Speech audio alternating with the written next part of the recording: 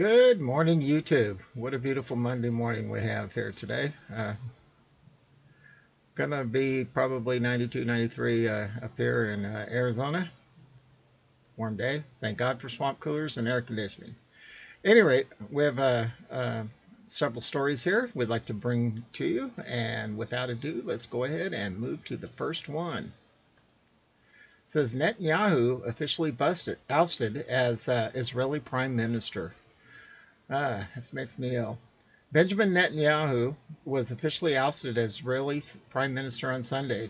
Naftali Bennett was sworn into office as the country's new leader after a close vote of 60 in favor, 59 against.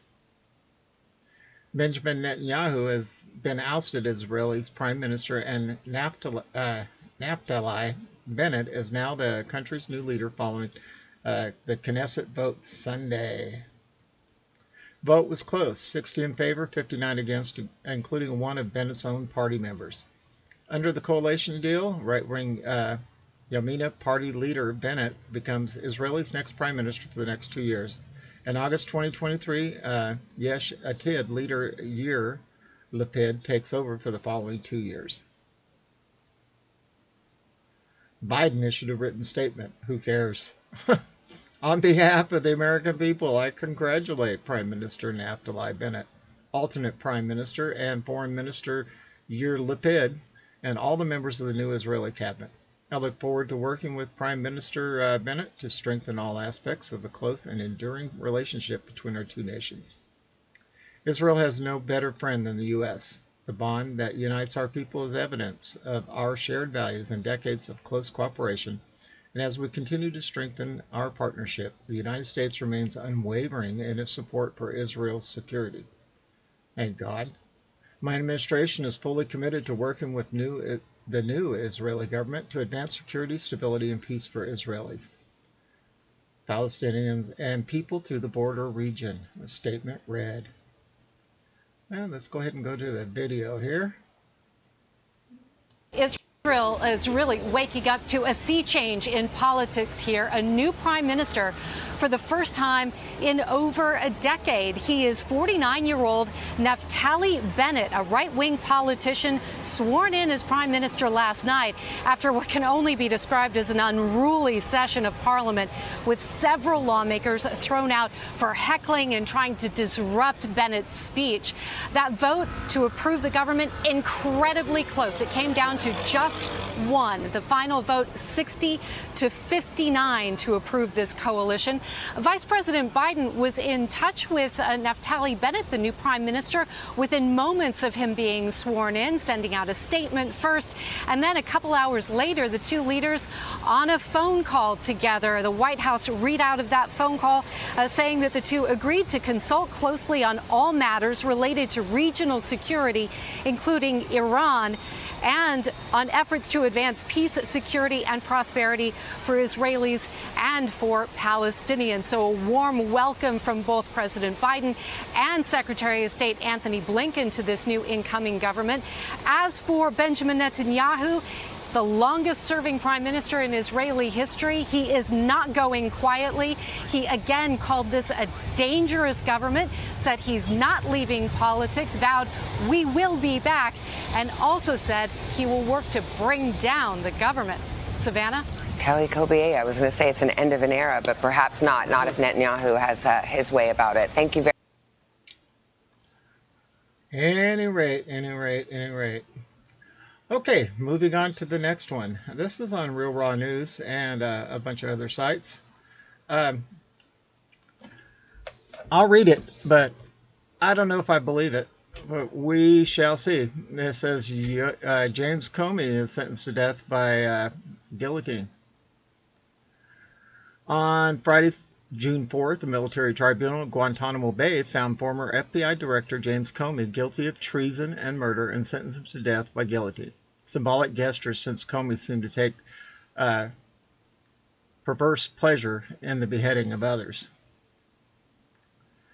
The officers judging the military's case against Comey reached a verdict shortly after Vice Admin John G. Hannock of the U.S. Navy Judge Advocate General Corps finished grilling a former FBI official who testified that Comey had indeed committed unlawful atrocities against law-abiding American citizens.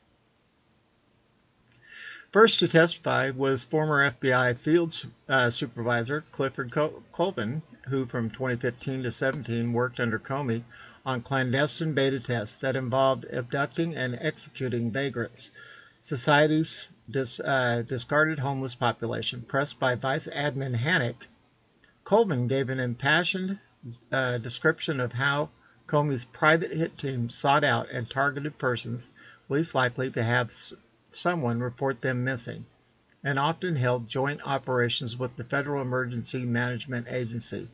Together, often during natural disasters, they would illicitly beguile the homeless into believing the federal government had sent them on a mission of mercy to feed and shelter the homeless and the forgotten. Colvin's statement corroborated testimony given by Derek White on day one of Comey's tribunal. I deeply regret what I've done. I regret following unlawful orders. I own my own actions, though, and am prepared to answer for my crimes. The directives came down from James Comey, Colvin said. James Comey had a hand in the murder of Derek White's father and the others who went to the guillotine. How exactly were victims selected? Did Comey personally tell you who to target? Vice Admin Hannick asked. We were told to use our discretion, but only select homeless, vagabonds, drug addicts, those type of people. It's not like James Comey gave us a list of names.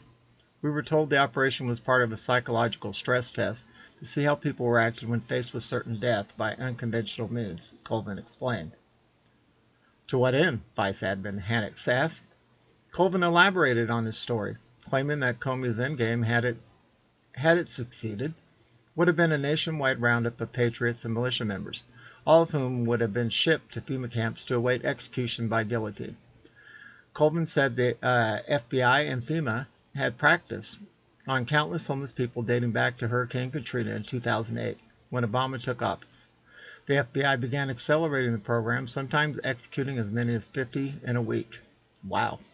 Now, I know I've done searches in the past, and I could bring it up now if my readers want me to find them. I will find the news stories where it shows the FEMA camps empty, little prisons, and a bunch of other things that I can't mention right now because of trigger words. All right, so it says, do you know for certain Obama instructed Comey to carry out these instructions? Vice Admin Hannick asked. I cannot. My orders came from James Comey, Colvin said. Comey, who had sat silently through much of Colvin's testimony, abruptly interrupted the witness, calling him a bald-faced liar, who was obviously paid to give false testimony. Comey said he rebuked Colvin's falsehoods and pleaded with the tribunal to discount blatant lies designed to wrongfully incriminate him. But Colvin stood ground, leaping to his feet, pointing a rigid index finger in Comey's direction. At least I admit I deserve what fate comes my way. You're a sick man, Comey. You ordered me to order others to execute innocent people for no other reason than to satisfy your perverse, sadistic mind. It's a lot of alleged information. Everything that I'm reading here is alleged information. I have to say that. Okay, guys? Vice Admin Hannick dealt Comey as a cataclysmic blow.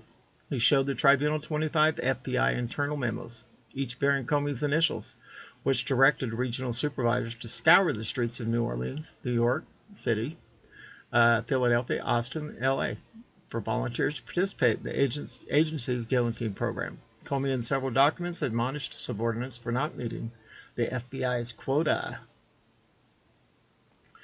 Comey's hands didn't release the blades. He's far too much a coward himself, so others did his dirty work. Yet he was sloppy enough to implicate himself with paperwork, which JAG found with little effort. He can deny whatever he wants, and witnesses' testimony aside, these documents alone inculpate Comey in one of the greatest massacres against Americans. Let me be clear, per the Office of Military Commissions, Comey did not have to release the blades to be found guilty of mass murder. That he knowingly took part in these crimes, if you officers accept that, is evident enough to convict. The ball, as they say, is in your court. Vice Admin Hannock finished. 15 minutes later, the panel delivered its verdict, guilty on all counts, and a recommendation that Comey be executed the very way he had ordered the execution of so many others, the guillotine. Vice Admin Hannock said JAG had broad discretion in sentencing and agreed to putting Comey's head on the chopping block, the sentence to be carried out no later than July 4th, 2021. Thank you for your patience. I was in desperate need of a vacation. Although I hate California politics, I love the scenery. I spent a week in Malibu and a few days in LA, where I was the only person walking the streets without a mask. I'm now playing catch up, so please be patient as I try to get things out. That was from Real Raw News. Interesting. A lot of alleged information here. Okay, moving on to the next story. It says, lying hack gets promotion. Biden picked for top Pentagon post as former aide who pushed garbage Steele dossier to damage 45. Dr. Colin Kaw is an unhinged lunatic who pushed the Senate dossier to damage 45. Kaw defended the Obama's regime decision to buy off the Iranian terror regime with billions of dollars for a weak nuclear deal. The Iranian regime then spent the dollars on funding terror groups in the region.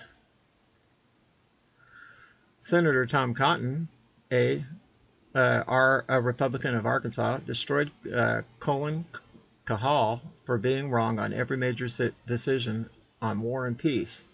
Here's a little video here. Let's see what it says. Thank you, Senator Shaheen. Senator Cotton, please. Dr. Cole, let's review some of your recent foreign policy judgments. In 2017, when the U.S. recognized Jerusalem as Israel's capital, you wrote that the decision helps Iran and further isolated the U.S. in the Middle East. But since then, the U.S. has brokered landmark Mideast peace deals. In 2019, when the State Department issued new guidance about Israeli settlements, you wrote that the move would be dangerous and destabilizing to the Middle East. But no such destabilization happened. Indeed, those peace deals happened. In 2018, when President Trump warned Iran against restarting its nuclear program, you wrote that war drums are already sounding, but no war happened. Also in 2018, when the Trump administration left the Iran nuclear deal, you said, war will be all that's left, but no war occurred. In 2019, when the Lincoln Strike Group was deployed to the Persian Gulf, you wrote, there is growing evidence we are on the path toward war, whether Trump realizes it or not. But again, no war came. Last year, when the U.S. killed Iran's terrorist mastermind, Qasem Soleimani, you claimed now Trump has started a war with Iran and Iraq. But once again, no war followed. By contrast, in 2010, as coalition forces withdrew from Iraq, you dismissed concerns about the security situation as exaggerated and said it was very unlikely to trigger a dramatic uptick in violence. So, Dr. Cole, while you spent the last 4 years warning about impending wars that never happened, when Mideast policy was your job at the Pentagon, you failed to foresee the rise of ISIS, which launched an actual war involving 30,000 Islamic insurgents conquering a quarter of Iraq. Dr. Cole, it seems to me that your judgments about matters of war and peace are almost always wrong. And moving on,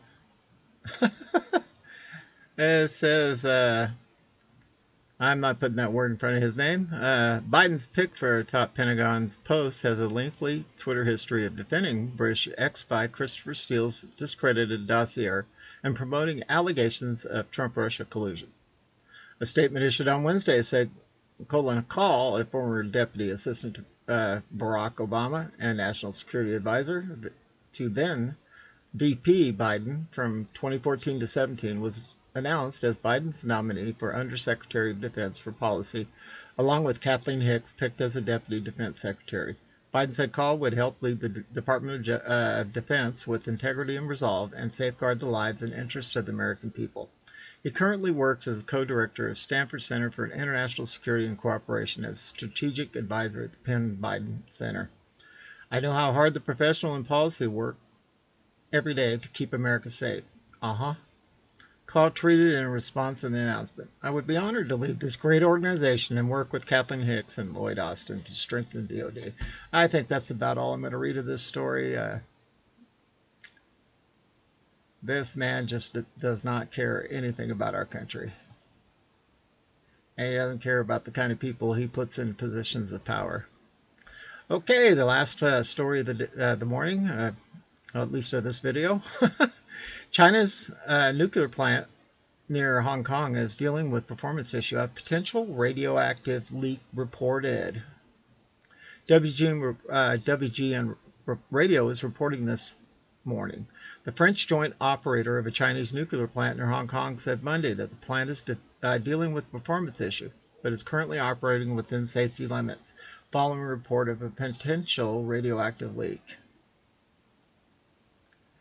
The Taishan nuclear power plant is jointly owned by China's Guangdong, what a name, Nuclear Power Group and French multinational electric corporation, Électricité de France, the main owner of Framatome, which helps operate the plant. Framatome is supporting resolution of a performance issue with the Taishan nuclear power plant in Guangdong province, China. Framatome said in a short statement Monday. According to the data available, the plant is operating within safety perimeters. It said, our team is working with relevant experts to assess the situation and propose solutions to address any potential issue. The response coming out of China is different than what was reportedly shared with the U.S. Department of Energy. Interesting. Well, I think that's about all we got in this first video here. Hope everybody has a wonderful summer day. This is Don V broadcasting out of Arizona under sunny skies, and we are out of here.